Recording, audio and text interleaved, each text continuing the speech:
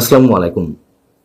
আমরা তো জানি আমাদের নোবেল লরিয়েট প্রধান উপদেষ্টা ডক্টর মোহাম্মদ ইউনূস পশ্চিমা গণমাধ্যম সহ বিদেশি মিডিয়াগুলোর সঙ্গে তিনি কথা বলতে, সাক্ষাৎকার দিতে স্বাচ্ছন্দ্য বোধ করেন। তিনি নিজ দেশের গণমাধ্যমকে এড়িয়ে চলেন, এমন অভিযুক্ত নতুন কিছু নয়। কিন্তু এই মুহূর্তে ডক্টর মোহাম্মদ ইউনূস সাহেব বিদেশি গণমাধ্যমকেও এড়িয়ে যাচ্ছেন। বিদেশি গণমাধ্যমে কারোর সঙ্গে কোনো ধরনের কথা বলছেন না, সাক্ষাৎকার দিচ্ছেন না। বিষয়টি আসলে কি? এমনকি তার উপদেষ্টা পরিষদের কোনো সদস্য বিদেশি গণমাধ্যমের মুখোমুখি হচ্ছেন না। ভিতরে খবরটা আসলে কি? বলছি এই জন্য যে আল জাজিরার পক্ষ থেকে ডক্টর মোহাম্মদ ইউনূসের এই মুহূর্তে একটি সাক্ষাৎকার নিতে চাওয়া হয়েছিল নির্বাচনের ঠিক 1 মাস আগে এসে, কিন্তু তিনি রাজি হননি। তিনি মুখে কুলুপ এঁটেছিলেন। অবশেষে তার পক্ষ থেকে আল জাজিরাকে সাক্ষাৎকার নিতে বাধ্য হতে হয়েছে আমাদের প্রধান উপদেষ্টার প্রেস সচিব মিস্টার শফিকুল আলমের।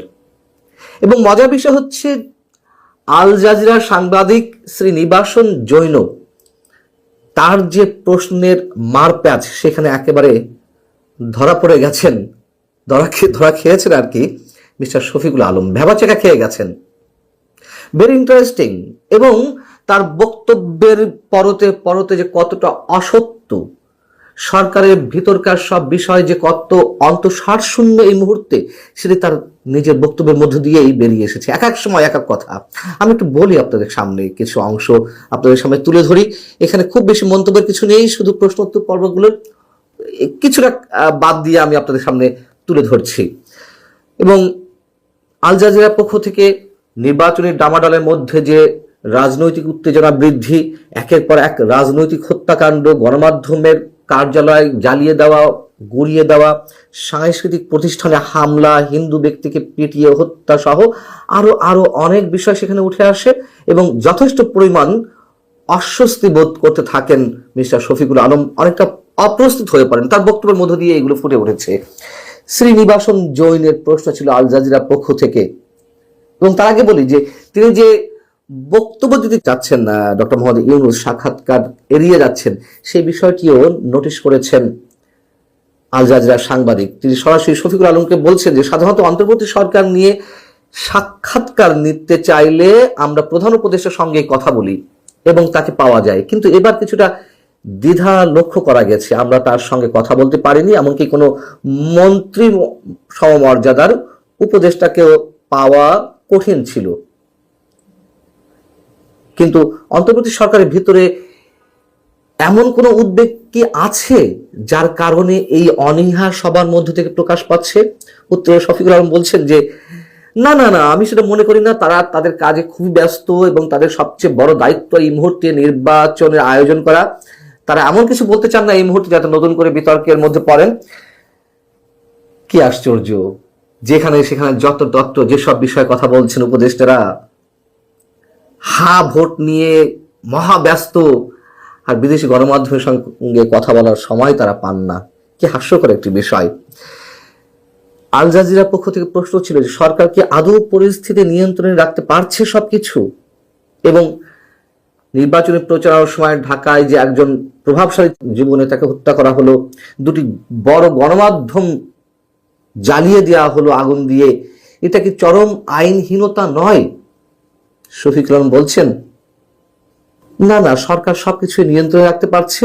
হামলাগুলো করেছে মব এবং সেগুলো ঠেকাতে আমরা সেনা পাঠিয়েছিলাম। খেয়াল করুন, হামলাগুলো করেছে মব এবং সেগুলো ঠেকাতে আমরা সেনা পাঠিয়েছিলাম। দুর্ভাগ্যবশত তারা হামলা ঠেকাতে পারেনি। তারা দ্য ডেইলি স্টার ভবনে আটকে পড়া সাংবাদিকদের উদ্ধার করেছে, কিন্তু হামলা বন্ধ করতে পারেনি। কি আশ্চর্য! এই শফিকুল আলম দুদিন আগেই বলেছেন বাংলাদেশে মব বলে কিছু নেই। যা কিছু ঘটছে আওয়ামী লীগ সরকারের 15.5 বছরের বিভিন্ন কর্মকাণ্ডে, অত্যাচার, নির্যাতনে মানুষ অতিষ্ঠ হয়ে তাদের যে পুঞ্জীভূত ক্ষোভ, তার নাকি বিস্ফোরণ ঘটছে। অথচ এখন এসে তিনি মব বলতে বাধ্য হচ্ছেন। যদিও ডেইলি স্টার প্রথম আলোতে যেদিন অগ্নিকাণ্ডের ঘটনা ঘটানো হলো, সেদিন তিনি এই শব্দটা উচ্চারণ করেছিলেন। আমরা অবাক হয়েছিলাম, বিস্ময় প্রকাশ করেছিলাম। এখন তিনি আন্তর্জাতিক গণমাধ্যমের সামনেও মব শব্দটা উচ্চারণ করছেন। আর সেনাবাহিনীর উপরে কেন সব ধরনের দায় চাপিয়ে দেওয়া হচ্ছে? সেনাবাহিনী নিয়ে নানান ধরনের বিতর্ক থাকতে পারে, কিন্তু কেন সেনাবাহিনীর উপরে সরকারের সব দায় দায়িত্ব চাপিয়ে দেওয়া হচ্ছে যে তারা নিয়ন্ত্রণ করতে পারেনি, মব বন্ধ করতে পারেনি? উদ্দেশ্যটা কি? এবং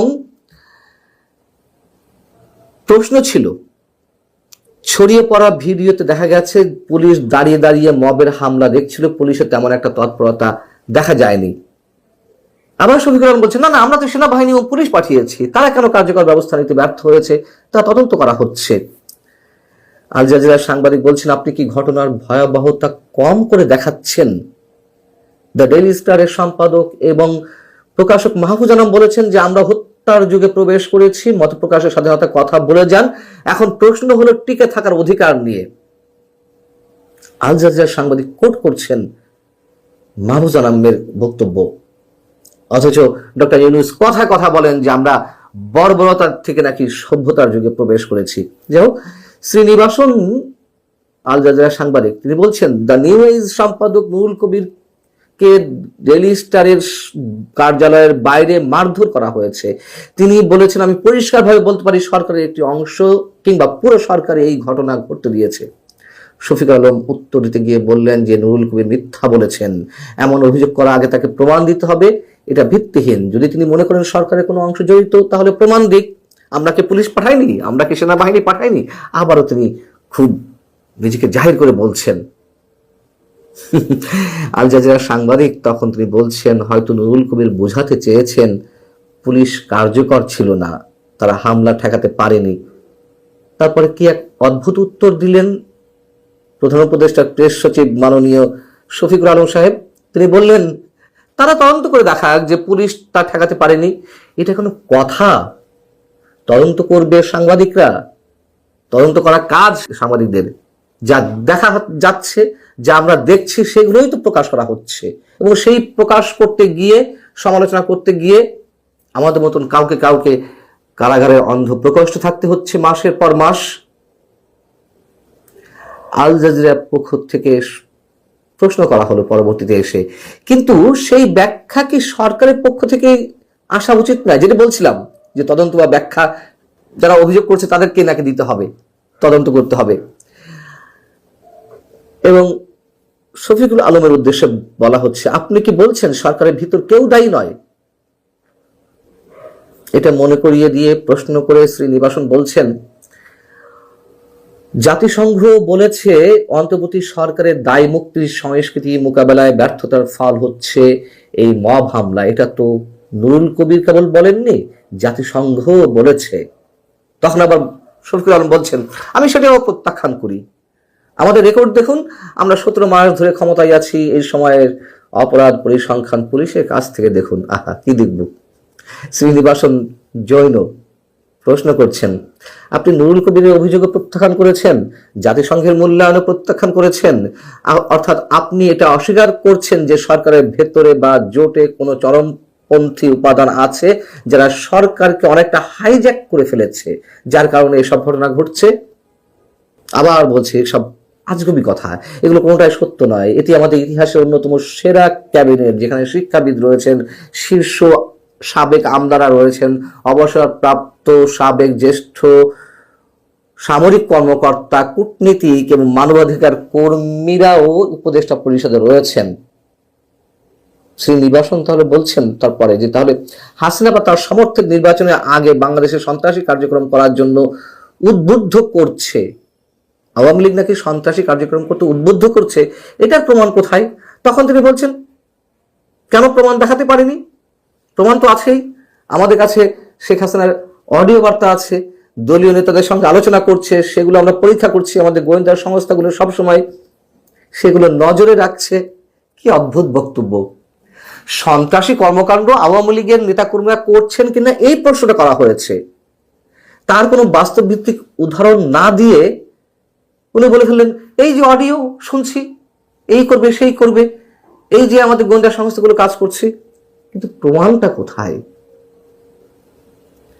আল জাজিরার পক্ষ থেকে প্রশ্ন করা হলো যে এই নির্বাচনে ডক্টর ইউনূসের পরীক্ষার শেষ অধ্যায়, তিনি কি সব মিলিয়ে দায়িত্ব পালন করতে পেরেছেন বা পারছেন?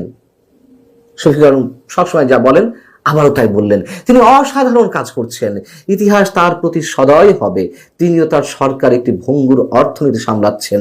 একটি গণভ্যুত্থান হয়েছে, মানুষ ক্ষিপ্ত, তিনি সবাইকে শান্ত করে স্থিতিশীলতা বজায় রাখতে পেরেছেন। বর্তমানে যা চলছে তা নাকি স্থিতিশীলতা। কপাল ভালো, রাজনৈতিক দলগুলো এখনো পর্যন্ত ডক্টর মোহাম্মদ ইউনূসকে সমর্থন দিয়ে টিকে রেখেছে। নইলে অস্থিতিশীলতা কাকে বলতো, সম্ভবত সেই দুর্ভাগ্য হতো আমাদের তা অবলোকন করার। তিনি বলছেন যে আমাদের রেকর্ড আছে, আমরা অর্থনীতি পুনরুদ্ধার করতে পেরেছি, আইন শৃঙ্খলা পরিস্থিতির উন্নয়ন করতে পেরেছি, শান্তি স্থিতিশীলতা ফিরিয়ে আনতে পেরেছি, আমরা নতুন পররাষ্ট্র নীতি নিয়েছি, গৌরবের সঙ্গে আমরা সাংস্কৃতিক বৈচিত্র্যকে তুলে ধরছি। বলুন, বৈচিত্র্যময় সাংস্কৃতিক কর্মকাণ্ড তুলে নাকি ধরছে এই সরকার? সাংস্কৃতিক কর্মীদের উপর হামলা, নাট্যকর্মীদের উপর হামলা, নাটক যাত্রাপালা বন্ধ করে দেওয়া, মব সৃষ্টি করা, বাউল সম্প্রদায়ের উপরে আঘাত হানা, এইগুলো নাকি বৈচিত্র্যময় সংস্কৃতি। নতুন পররাষ্ট্রনীতি গ্রহণ করেছে সরকার, তা বটে। তুমুল ভারত বিরোধিতার মাধ্যমে অস্বাভাবিক পাকিস্তান প্রীতির পররাষ্ট্রনীতি আমরা দেখতে পাচ্ছি। সব শেষে এসে আল জাজিরার সাংবাদিক শ্রীনিবাসন জৈন বলছেন, মন্তব্য করছেন, মানে ইতিহাস যে ডক্টর মোহাম্মদ ইউনূসের প্রতি সদয় হবে আপনি বলছেন বা বলেছেন, আমরা কি এটা দেখার অপেক্ষায় থাকব? শফিক আলম বলছেন, আরেকটি বিষয় দেখুন, গত 17 মাসে ডক্টর মোহাম্মদ ইউনূসের গ্রহণযোগ্যতা কি পরিমাণ, তার প্রতি সমর্থন 70% নিচে একবারও নামেনি। এই যে সব শেষে একটি কথা বললেন, জনপ্রিয়তাকে উল্লেখ করে ডক্টর মোহাম্মদ ইউনূসের সমর্থন নাকি এত এত পরিমাণ, এই সময় এসে এইভাবে শতাংশ দিয়ে, শতকরা হিসাব দিয়ে ডক্টর মোহাম্মদ ইউনূসের যে জনপ্রিয়তা 70%, এটি দ্বারা তিনি কি প্রমাণ করতে চেয়েছেন? এর ভিতর কি অন্য কিছু লুকিয়ে আছে? ভালো থাকুন সবাই।